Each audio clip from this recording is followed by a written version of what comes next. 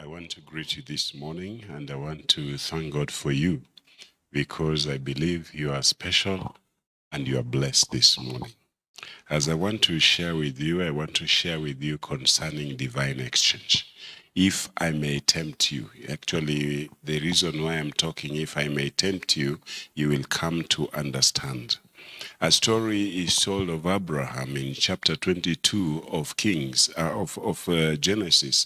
Chapter 22 of Genesis. Abraham has been asked for his only son, his son Isaac. Isaac had been barren. Abraham had been barren for more than 100 years, and he was wondering when will he become full. And so God takes that opportunity to call him and to ask him to give. After blessing him with a son, God is asking him for a son.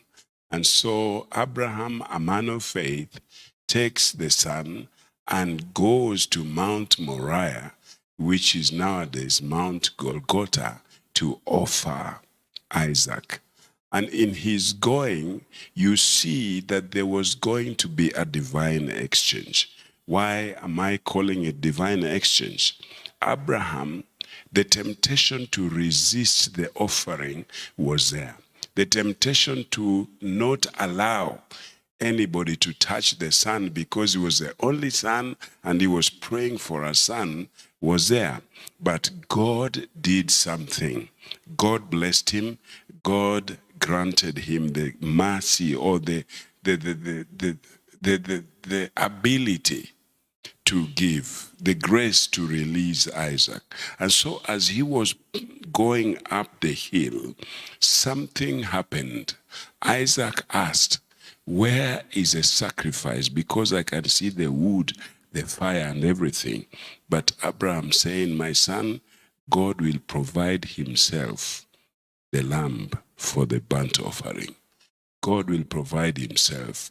When somebody is speaking by faith, he was actually speaking by faith because in actual sense, he wanted to offer his son, but he knew there is a lamb that God will bring. But then he was taking to God the only thing that he had, and he knew God was faithful. There is no way he can outgive God. And so what he did was this.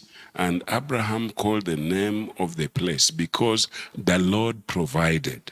The Lord provided. He said, "Do not lay your hand on the lad. Do not do anything to him, since you have not withheld your son, your only son, from me." Then Abraham lifted up his eyes, looked, and there behind there was a ram caught in the thicket by its horn. So Abraham went and took it. Then Abraham called the place the Lord will provide, or Jehovah Jireh. In the mountain of the Lord will provide. Then the angel called upon the Abraham again, and he said, "By myself I have sworn, says the Lord. By myself I have sworn, because you have done this and have not withheld your son, your only son. In blessing, I will bless you. In multiplying, I will multiply you." You see here a divine exchange where Abraham is taking his poverty to God. And even as he takes his poverty to God, God takes his poverty. In other words, he had only one son, but now God is saying, "I will bless you, I will multiply you." Divine exchange. He gave his emptiness, he gave the little that he had, and God multiplied it. And God said, "You will have many descendants. I will multiply you, your descendants as the stars of the heavens, as the sand which is in the seashore, and your descendants shall possess the gates of your enemies." In other words, and it says, "And in your seed all the nations of the earth shall be blessed." Divine exchange. When God asks you for something, it may be a temptation. it may be a temptation. But when you accept and you obey, God will take your poverty, your lack, and he will multiply for you. Number 2, there is a widow of Zarephath.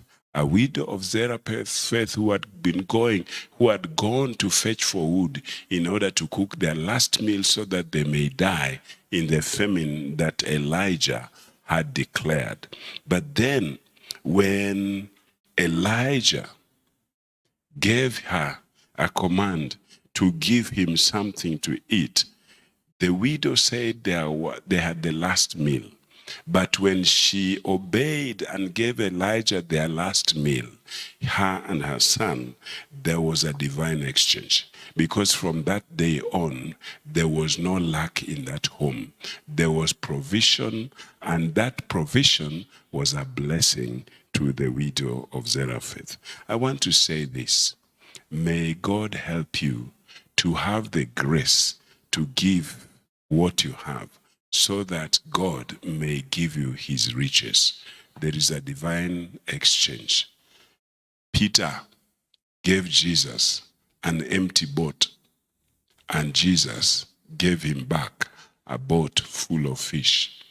May you give your emptiness, and may God bless you with more, because you cannot outgive God. God bless you.